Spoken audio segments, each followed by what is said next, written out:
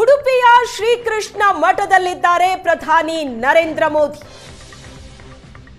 ದೃಶ್ಯದಲ್ಲಿ ನೋಡ್ತಾ ಇದ್ದೀರಿ. ಉಡುಪಿಯ ಶ್ರೀಕೃಷ್ಣನ ದರ್ಶನವನ್ನ ಪಡೆದರು.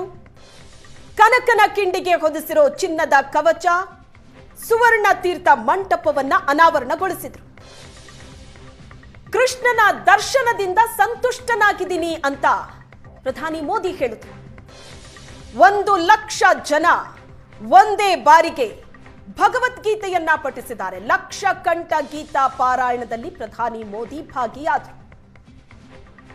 ಅನಂತರ ಪ್ರಧಾನಿ ಮೋದಿಯವರಿಗೆ ಮಠದ ವತಿಯಿಂದ ಗೌರವವನ್ನ ಸಮರ್ಪಣೆ ಮಾಡಲಾಯಿತು. ಉಡುಪಿಗೆ ಬರ್ತಾ ಇದ್ದಂತೆ ಅದ್ದೂರಿಯಾದಂತಹ ಸ್ವಾಗತ ಪ್ರಧಾನಿ ನರೇಂದ್ರ ಮೋದಿ ಅವರಿಗೆ. ಪೂರ್ಣ ಕುಂಭ ಸ್ವಾಗತವನ್ನ ನೀಡಲಾಯಿತು.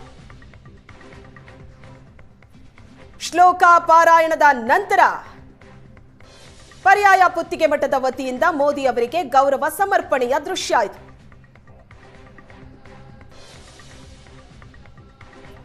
ಕೃಷ್ಣನೂರಿಗೆ ಬಂದಿದ್ದು ಅತೀವ ಸಂತಸವಾಗಿದೆ. ಕೃಷ್ಣನ ದರ್ಶನದಿಂದ ಸಂತುಷ್ಟನಾಗಿದ್ದೀನಿ ಅಂತ ಪ್ರಧಾನಿ ಮೋದಿ ಹೇಳಿದರು.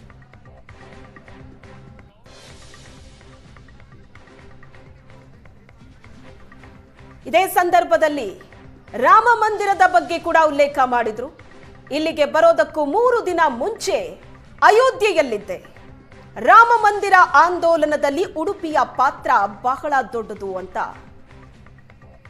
ಮಾತಾಡಿದ್ರು ಪ್ರಧಾನಿ. ಉಡುಪಿ ಶ್ರೀಕೃಷ್ಣನ ದರ್ಶನವನ್ನ ಪಡೆದು ಸಂತುಷ್ಟನಾಗಿದ್ದೀನಿ ಅಂತ.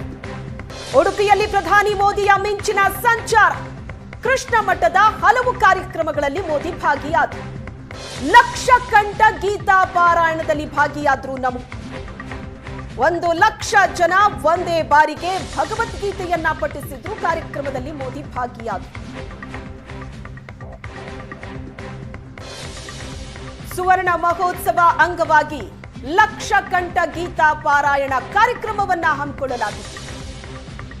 ಶ್ರೀಕೃಷ್ಣ ಮಠದ ರಥ ಬೀದಿಯಲ್ಲಿ ಮೋದಿಗೆ ವಿಶೇಷವಾದ ಸ್ವಾಗತವನ್ನ ಕೋರಲಾಯಿತು. ಪ್ರಧಾನಿ ಮೋದಿ ಇವತ್ತು ಉಡುಪಿಗೆ ಬರ್ತಾರೆ ಅಂತ ಉಡುಪಿ ಈಗಾಗಲೇ ಸಿಂಗಾರಗೊಂಡಿತ್ತು. ಕೃಷ್ಣನೂರಿಗೆ ಪ್ರಧಾನಿ ಮೋದಿಯನ್ನ ಸ್ವಾಗತಿಸೋದಕ್ಕೆ ಉಡುಪಿ ಸಿದ್ಧವಾಗಿ ನಿಂತಿತ್ತು. ಮೋದಿ ಉಡುಪಿಗೆ ಬರ್ತಾ ಇದ್ದಂತೆ ಅವರಿಗೆ ಅದ್ದೂರಿಯಾದ ಸ್ವಾಗತವನ್ನ ಕೋರಲಾಯಿತು. 1 ಲಕ್ಷಕ್ಕೂ ಹೆಚ್ಚು ಜನ ಇವತ್ತು ಕೃಷ್ಣ ಮಠದ ಕಾರ್ಯಕ್ರಮದಲ್ಲಿ ಭಗವದ್ಗೀತೆಯನ್ನ ಪಠಿಸಿದ್ರು. ಪ್ರಧಾನಿ ಮೋದಿ ಕಾರ್ಯಕ್ರಮದಲ್ಲಿ ಭಾಗಿಯಾದಂತಹ ದೃಶ್ಯವನ್ನ ನೋಡ್ತಾ ಇದ್ರಿ. ಪೂಜೆ ಸಲ್ಲಿಸಿದ್ರು, ಕೃಷ್ಣನ ದರ್ಶನವನ್ನ ಪಡೆದ್ರು.